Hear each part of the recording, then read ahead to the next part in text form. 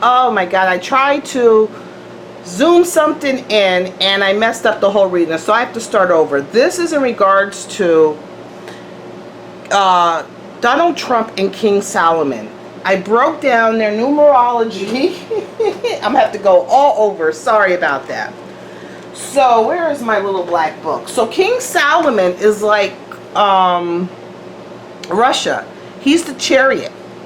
So he's like Putin of Russia, chariot. So he has this strong masculine energy, and by force, determination, and will, you know, he's gonna get what he wants by laser focus. And with the chariot is the tower. So if you know, if stuff blows up in his face as he goes, so be it. You know, he's still going to see his end game. You know, they're that focused. You know, they could be stubborn.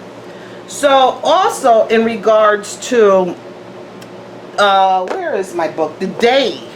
So the number of this $110 billion, which is what this arms agreement was. I broke down the numbers. That's the high priestess. So this is going to be veiled. We're not going to know what was all in this agreement. We will never know all of it. We'll make it a couple of highlights, but we will never know what all entails in this $110 million deal. It's veiled. It's the high priestess. One thing I want to say is that the day they signed it was an awesome day. It was the strength day. So the energies of that day was both parties facing their fear, their anxiety, their maybe ill will that they might have had towards each other, towards each country, and they both faced it. So the king and his party and Trump and his party both faced their fear, their apprehension, and they signed this deal. So when they signed it and they faced their own fears and this anger and all that, they took a hold of it and faced it, and they did this deal. The star comes. So then, you know, once they face this fear, the star comes, and you know, the light is shined on, you know, the enlightenment. So good is to come. So that was the best day for them to sign it. And okay, so I pulled out these cards, and this was Archangel Ezrael. And Archangel Ezrael is really symbolic, and it's really symbolic to the Middle East. There's a distinct between this archangel and the Middle East. So Ezrael is really closely connected to the Middle East. And he's all about facing your fears. All about facing your fears and your prejudices. So that's the energy that's surrounding them. So I asked what the kings feel in regards to Trump. I was trying to zoom in. I'm not even going to zoom in now because I was trying to zoom in, and that's when I pushed the wrong button. So it's the Six of Cups. So the king had a wonderful feeling in regards to Trump. He feels that they can, you know, work together for the common good. He had a sense of nostalgia. But he felt that they both could work together for the common good of both countries. They both could prosper. Alright, so let's see where Trump feels in regards to King Salman. He has some regret. He has some regret. So that's the Five of Cups. So he does have some regret in regards to his thoughts of King Salman. I don't know. What is this regrets in regards to? He's kind of having some regrets. Maybe it was the energy of that day, you know, of this energy of Archangel, that Archangel Ezrael. Because I feel like days and stuff are very important. And I believe like a lot of these billionaires do astrology and numerology and all that. And it was like that day, the energy in the air was to come together and stuff like that. But he has some regrets. What does Trump, what in regards to these regrets? What is this in regards to? The Fool. So he might have been naive. So Trump does have some regrets in regards to could be this deal. You know, he has some regrets. And maybe he was a naive and he didn't, he was naive and, he went forth and he didn't see the hidden dangers, He was naive and maybe he didn't read all the fine tuning and he didn't see the hidden dangers that were coming. Okay, let's see.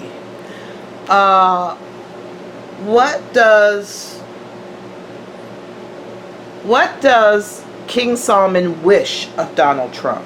What is his wish of Donald Trump? Pan, which is, I would say, Pan is the devil. So, but it's upside down. So even though Trump feels that he might have been naive and he kind of stepped in something that he didn't see, he has some regrets and he might have stepped in something that's a little bit, not very good. This devil card is upside down. So, whatever that was in this contract that we won't know about and that Trump was kind of, that they didn't get the whole upper hand, because this upside down, this, because the Pan was all about, if you remember what Pan was, and he, kind of enchanted, especially children. He enchanted children and they followed him. So things weren't, as they appeared. So things weren't as they appeared for Trump, in this contract or whatever. Things weren't as they appeared. But what they thought they fooled and they got over, they really didn't. So what he wished from Trump was that he got over. And he wished that he got over and that, things weren't revealed and his hidden motives wasn't shown. But that's not the case. Trump, what does he wish in regards to King Salman? The Queen of Cups. The Queen of Cups. He hopes that they be responsible. Responsible. The Queen of Cups, he hopes that they be responsible. Not so quick to, because I told you, King Salman, he is a chariot. So by force, will, and determination, he's stubborn. And he's hoping that, they become more open. More open. Things, sorry about the nudity. He's hoping that they become more open. And that their agenda isn't, the agenda isn't,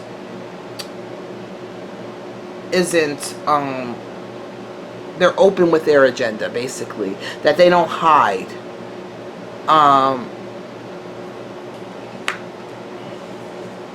Okay. Where does Salman feel this relationship with Trump and the United States is going? How does he feel that this relationship is going? The Queen of Wands. So the Queen of Wands, it's going to be, it's going to be a fiery relationship. It's not going to be kumbaya. The Queen of Wands is very fiery. She's manipulative. She'll use what she got to get what she wants.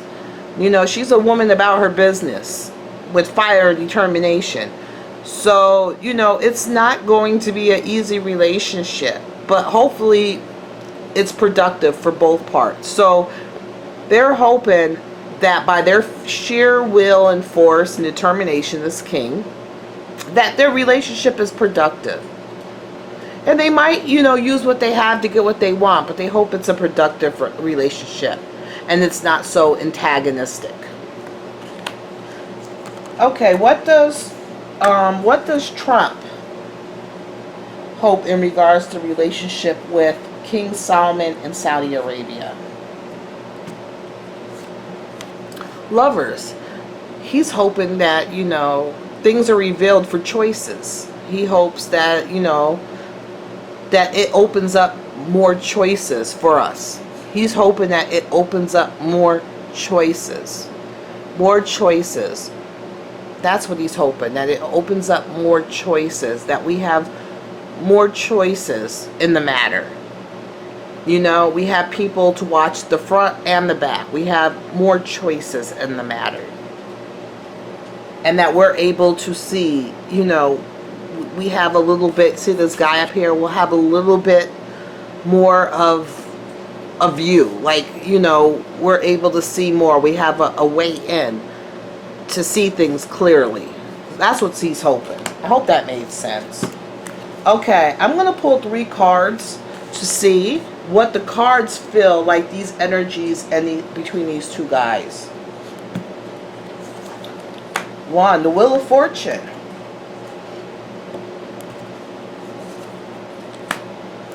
The Emperor.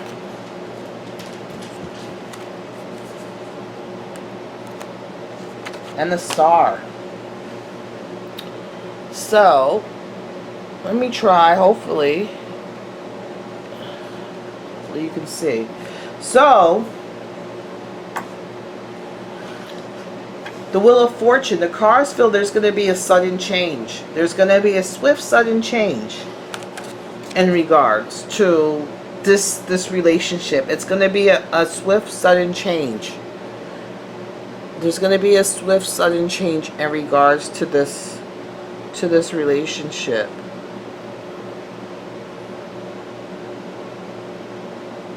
And what I find funny is that might be Trump. So, you know, Trump is going to land ahead. Land ahead. So it's going to be a swift, sudden change. Trump is going to land ahead. But this Emperor, which I always can say is Trump, is upside down. It's not going to be easy. It's not going to be easy for Trump. He's going to get some hits. You know, already he's regretting some of what he gave away and what he did. He didn't see he didn't see all the pitfalls in regards to this agreement and everything. He didn't see the hidden dangers. He's going to take some hits. And he's going to kind of, you know, he's not going to, it's going to be kind of left to fate. You know, I think you guys don't realize that day, this energy, that day they signed it, this is the Archangel that's head of like the Middle East. That energy was there. So I don't think things were going on beyond, I say magic, because there's things going on beyond our comprehension. So I don't think they really had a choice but to come together. Like it felt like they were under a spell. It wasn't a real spell, but that's the energy. They both felt like, oh, you know, coming to Jesus. It was like all loved. It was like they were in a whole different realm. That's the feeling. And whereas he had like feelings of nostalgia and working together and this and that, Trump was automatically, when they were done, like, what the heck did just happen? You know, I'm the art of the deal. Yeah, it might have been a good deal, but he didn't see all the pitfalls. It was like something else was, some other energies was pushing these two together. So he wasn't incomplete. He's not in complete control. Yes, Trump is going to be on top, but he doesn't know it. He doesn't know it. He doesn't know it. You know, he doesn't know it. But, you know, he doesn't know. He's not in control. He wasn't in control over this. This energy was in control over this. So he's not in control. And it may take a while for them to see the star, just to see, you know, what has came from it. It's not going to happen right away, but it might take a while for the star to shine, for them to see that day. Because I remember it was facing their fears. It was the day of strength, and with the strength is the star.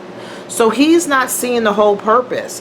He didn't see everything. Trump is like, what the heck overcame us to have this, you know, hallelujah, kumbaya moment where we become like these best buddies. It looked like we went on this deal and I didn't really understand it all, and what made me want to just sign it and say this and that. But he didn't realize there's other forces working at hand. So he does have some regrets and he doesn't see the bigger picture, but he's going to land on top. But it wasn't in his control from the get-go. He wasn't the driving force behind there. There was powers There's other powers at play. Remember I said yesterday there was something else with Merkel and Donald Trump that I said stuff was the high priestess that was preordained? That's the type of energy. There's more energies going on. This is a wonderful time to be alive, everybody. It really is. It's a wonderful time to be alive because no matter if you like Trump or you don't like Trump or anything, I look at Trump as the symbol of chaos magic. And within chaos magic, anything is possible. You know, they think people, these planets, everything was the product of chaos magic. And I just love, because you never know what's going to happen. This is a wonderful, thrilling time to be alive. You know, this isn't a time to be in fear. You know, this is all an illusion. It's time to be like, let's go with it. All right, that's the end of my little spill. You guys have a good day. Bye.